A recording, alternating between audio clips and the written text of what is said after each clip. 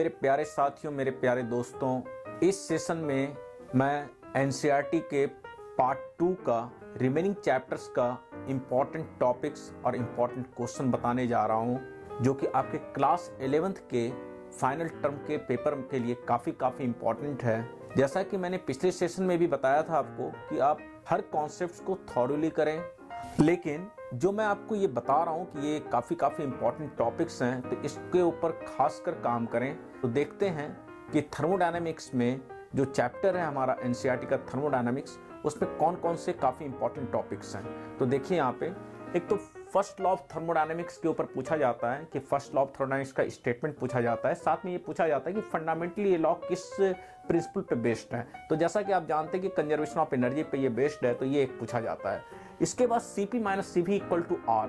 Cp और CV क्या है? Molar heat capacity constant pressure, molar heat capacity constant volume. ये रिलेशन आपको प्रूफ करने के लिए आ सकता है। और ये साथ में पूछा जाएगा कि why Cp greater than CV। तो इसका आपको थियोरेटिकल एंड कंसेप्चुअल आंसर लिखना है कि क्यों Cp CV से बड़ा है, राइट। फिर इसके बाद आगे देखेंगे कि जो आपके इंपॉर्टेंट थर्मोडायनेमिक प्रोसेस हैं, उसमें से एक आइसोथर्मल प्रोसेस और एडियाबैटिक प्रोसेस, इस प्रोसेस में क्या वर्क होता है, इसके ऊपर पूछा जाता है कि आपको डिराइव करने कहा जाएगा कि work done in isothermal process and adiabatic process को डिराइव कीजिए। PV raise to the power gamma equal to constant का डेरिवेशन पूछा जा सकता है। और साथ में एक काफी कंसेप्चुअल और इंपॉर्टेंट क्वेश्चन पूछा जाता है कि यदि आपको पीवी डायग्राम में आइसोथर्मल प्रोसेस भी दे रखा हो और एडियाबैटिक प्रोसेस भी दे रखा हो, तो ऑन व्हाट बेसिस आप पता करेंगे कि कौन सा ग्राफ आइसोथर्मल प्रोसेस के लिए होगा और कौन सा एडियाबैटिक प्रोसेस के लिए होगा। दैट मीन्स यहाँ पे स्लोप के ऊपर बात होती है, तो इसके ऊपर जरूर से आप वर्कआउट कर लेना। नेक्स्ट आपका आता है यहाँ पे हीट इंजन। काफी इंपॉर्टेंट टॉपिक है। बहुत ज्यादा पॉसिबिलिटी है कि आपको पूछा जा सकता है हीट इंजन के बारे में। इसी से रिलेटेड है कार्नोट साइकिल। कार्नोट साइकिल के बारे में पूछा जाएगा, उसका डिटेल पूछा जाएगा। और एफिशिएंसी जो आपका है 1 - T2/T1, उसके डेरिवेशन आने की पूरी पॉसिबिलिटी है। इस बात को ध्यान में रखें। In general most of the school में 5 मार्क्स का एक क्वेश्चन होता है। एंड रेफ्रिजरेटर हीट पंप्स, किसी स्कूल में रेफ्रिजरेटर और हीट पंप भी इस चैप्टर से रिलेटेड टॉपिक है जो पूछा जाता है। मैं ये नहीं कहूँगा कि ये काफ़ी एक इम्पॉर्टेंट टॉपिक है, बट कहीं पे किसी स्कूल के पेपर में देखा गया है कि रेफ्रिजरेटर और हीट पंप के ऊपर बात करा गया है और उससे रिलेटेड कुछ क्वेश्चन पूछे गए हैं, राइट। और साथ में देखिए एनसीईआरटी एक्सरसाइज का जो है 12.3, 12.7 और 12.9, ये एक इंपॉर्टेंट क्वेश्चन है, उसके ऊपर वर्कआउट जरूर से आप कर लेना। एंड थर्मोडायनामिक्स जो ये चैप्टर है, नॉर्मली इससे आप लेके चलें कि 5 to 8 मार्क्स तक के क्वेश्चन इस चैप्टर से होते हैं। जरूर से इस चैप्टर के ऊपर आप प्रॉपरली वर्कआउट कर लेना। काफी इंपॉर्टेंट चैप्टर माना जाता है ये, राइट। तो अब हम लोग जो बात करेंगे वो अगले चैप्टर के ऊपर बात करेंगे। तो जैसा कि देख रहे हैं कि आप काइनेटिक थ्योरी से रिलेटेड जो चैप्टर आपका काइनेटिक थ्योरी है, उससे रिलेटेड कुछ इंपॉर्टेंट टॉपिक्स के ऊपर बात करते हैं। कौन कौन से टॉपिक्स आ सकते हैं इस चैप्टर का जो इंपॉर्टेंस है, नॉर्मली इससे आपके स्कूल के पेपर में 3 मार्क्स तक के क्वेश्चन पूछे जा सकते हैं। और इसमें देखते हैं कौन सा इंपॉर्टेंट टॉपिक है। एक तो आपका इसका डेरिवेशन आता है P = 1/3 रो V² RMS। रो होता है density of the gas and VRMS root mean square speed of the gas molecules.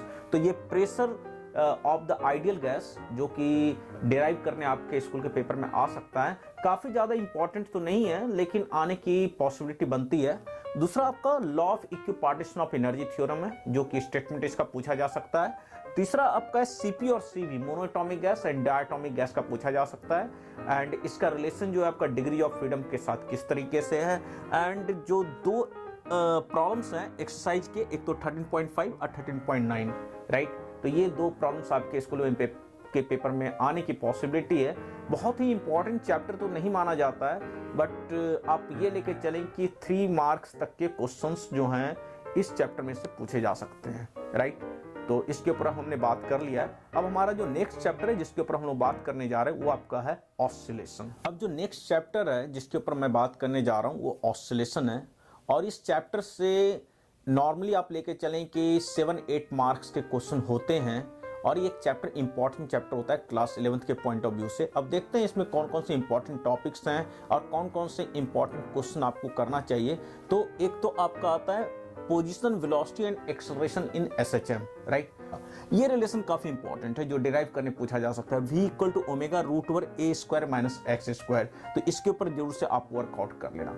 और नॉर्मली इससे रिलेटेड न्यूमेरिकल क्वेश्चंस आते रहते हैं, जो कि मैं आगे बताऊंगा कि कौन से न्यूमेरिकल क्वेश्चंस आपको करना चाहिए।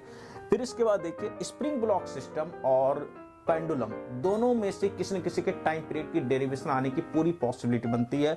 t equal to 2 pi root over m by k, T equal to 2 pi root over l by g, इसके टाइम पीरियड को डिराइव करने के लिए आ सकता है आपके स्कूल के पेपर में। नेक्स्ट जो इस पे आ सकता है graph on energy in SHM, energy जो है आपका kinetic energy and potential energy कैसे टाइम के साथ चेंज होता है, किस तरीके से पोजिशन के साथ चेंज करता है, उसके ऊपर काफी दफे स्कूल के पेपर में पूछा जाता है, ग्राफ पूछा जाता है और उससे रिलेटेड कुछ न्यूमेरिकल एंड कंसेप्चुअल क्वेश्चंस आते हैं। तो उसके ऊपर जरूर से आप ध्यान रखना, उसे वर्कआउट जरूर से कर लेना कि भाई की पोटेंशियल एनर्जी की जो ग्राफ होती है पोजीशन x के साथ पैराबोलिक होती है, काइनेटिक एनर्जी की ग्राफ जो पोजीशन x के साथ होती है वो पैराबोलिक होती है और टोटल एनर्जी SHM में कांस्टेंट रहता है। इसी तरीके से टाइम के साथ कैसे चेंज होता है वो एक बार देख लेना आप, राइट। अब ये कुछ एग्जाम्पल्स हैं, एग्जाम्पल 14.5, 14.6 और 14.7 आपको करना चाहिए। और एक्सरसाइज में 14.7, 14.9, 14.15, 14.16, 14.18, 14.19 एंड 14.22 ये कुछ क्वेश्चंस हैं जो आपको करना चाहिए। अच्छा, मैं एक बात बताना आपको भूल गया हूं कि डैम्प्ड SHM, इसके ऊपर हो सकता है शॉर्ट नोट्स लिखने आ जाए कि डैम्प सिंपल हार्मोनिक मोशन के ऊपर या फोर्स्ड ऑसिलेशन के ऊपर छोटे से नोट्स आ जाते हैं लिखने के लिए कि राइट डाउन द नोट्स, या पूछा जाएगा व्हाट इज डैम्प्ड SHM, तो ब्रीफली उसको डिस्क्राइब करना पड़ता है। नॉर्मली ये क्वेश्चन कम आता है बट इसके भी आने की पॉसिबिलिटी बनती है, तो एक बार उसे भी आप देख लेना, डैम्प सिंपल हार्मोनिक मोशन होता क्या है। तो ये सारे टॉपिक्स थे इस चैप्टर के जो काफी इंपॉर्टेंट है ऑसिलेशन से। अब हम लोग यहाँ पे NCERT का जो लास्ट चैप्टर है वेव्स, उसके कौन कौन से इंपॉर्टेंट टॉपिक्स हैं उसके ऊपर मैं डिस्कस करने जा रहा हूँ, राइट। अब यहाँ पे जो इंपॉर्टेंट टॉपिक्स है वेव्स का उसके ऊपर मैं बात करने जा रहा हूँ। एक तो इसमें सबसे इंपॉर्टेंट आता है Newton's formula and Laplace correction. आपसे ये कहा जाएगा कि न्यूटन्स फार्मूला डिराइव करे और वो formula velocity of sound in gases medium के लिए गलत क्यों है, और दूसरा लाप्लास ने उसे करेक्ट कैसे करा था। और लाप्लास का जो फॉर्मूला था v equal to root over gamma RT by m है, और जबकि न्यूटन का जो फॉर्मूला है v equal to root over RT by m है।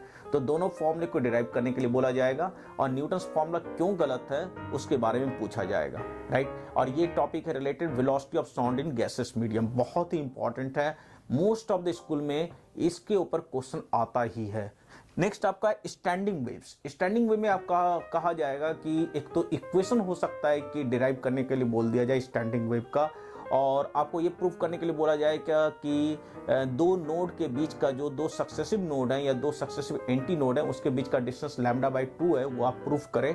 और साथ में इसमें जो आता है डेरिवेशन वो ऑर्गन पाइप का आ सकता है, या velocity of the standing waves on the string जो कि आपका है F equal to 1/2L root over T by mu. ये फ्रीक्वेंसी होती है स्टैंडिंग वेव की फर्स्ट हार्मोनिक की ऑन द स्ट्रिंग, हो सकता है इसको डिराइव करने के लिए आ जाए। इंपॉर्टेंट है, बहुत ही ज़्यादा नहीं है ना बहुत कम है, आने के चांसेस होते हैं स्टैंडिंग वेव के ऊपर। लेकिन एक क्वेश्चन जो है आपका जो डेरिवेशन आ सकता है, ये आ सकता है बिट्स फ्रीक्वेंसी का, जो कि mod of F1 minus F2 होता है।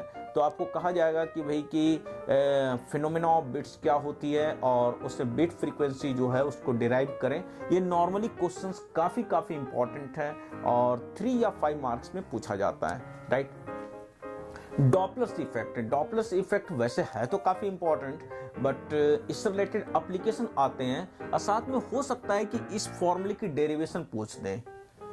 F will be equal to F not V plus minus VO upon V minus plus VS। इस फॉर्मूले को डिफरेंट केसेस लेके डिराइव करने के लिए आपको बोला जा सकता है कि जैसे कहा दिया जाए कि ऑब्जर्वर रेस्ट में है और सोर्स मूव कर रहा है, तो उस केस में आप डॉपलर्स इफेक्ट का जो फॉर्मूला है उसे डिराइव कीजिए। या कहा जाएगा कि बेसिकली सोर्स रेस्ट में है और ऑब्जर्वर मूव कर रहा है, तो उस केस में फ्रीक्वेंसी कितना ऑब्जर्वर डिटेक्ट करेगा उसको आप डिराइव करें, राइट। अब देखते हैं यहाँ पे कौन कौन से क्वेश्चन एक्सरसाइज के कौन कौन से न्यूमेरिकल क्वेश्चंस आ सकते हैं इस चैप्टर के। तो आप एक तो एग्जांपल 15.2, 15.3 और 15.6 आप कर लेना। फिर एक्सरसाइज में 15.4, 15.11, 15.20 कर लेना, जो कि एक इंपॉर्टेंट प्रॉब्लम में हो सकता है। तो इस तरीके से वेव्स के ऊपर भी मैंने आपसे डिस्कस कर दिया है। और इस चैप्टर से नॉर्मली 5 मार्क्स के क्वेश्चंस आते रहते हैं, 5 to 6-7 मार्क्स तक हो सकता है कि आपके स्कूल के पेपर में आए, फाइनल टर्म के पेपर में आ जाए। मैंने वेव्स के से रिलेटेड जो इंपॉर्टेंट टॉपिक्स हैं उसके ऊपर भी मैंने आपको बता दिया है, राइट। आपको इस बात को ध्यान में रखना है कि हर एक कॉन्सेप्ट्स को आप थॉरोली पढ़ें। आपका मेन पर्पस है फिजिक्स को समझना, फिजिक्स के कॉन्सेप्ट्स को समझना और उससे रिलेटेड एप्लीकेशन देखना कि भाई कि डे टू डे लाइफ में कैसे उसे अप्लाई करते हैं, और साथ में न्यूमेरिकल एग्जांपल्स में एप्लीकेशन बेस्ड जो प्रॉब्लम्स आ जाएं उसको हम लोग कैसे वर्कआउट करेंगे। तो इस सेशन में जो मैंने बात किया वो 4 चैप्टर्स के इंपॉर्टेंट टॉपिक्स एंड 4 चैप्टर के इंपॉर्टेंट प्रॉब्लम्स के ऊपर बात करा है।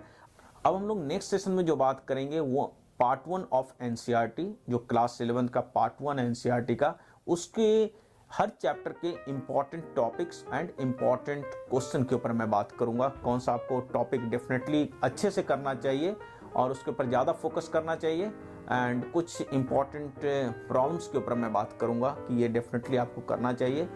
जैसा कि मैं हर एक सेशन में ही कहता रहता हूँ कि सब्सक्राइब करें, चैनल को सब्सक्राइब करें, हमारे वीडियो को लाइक करें, दूसरों को बताइए। मैं वही बात आपसे कहूँगा कि आपको बताना चाहिए मैं हमारे चैनल के बारे में और हमारे काम के बारे में। उनको आप बताइए कि ये चैनल किस तरीके से एजुकेशन फील्ड में लोगों की मदद कर रहा है। Thank you and thank you very much.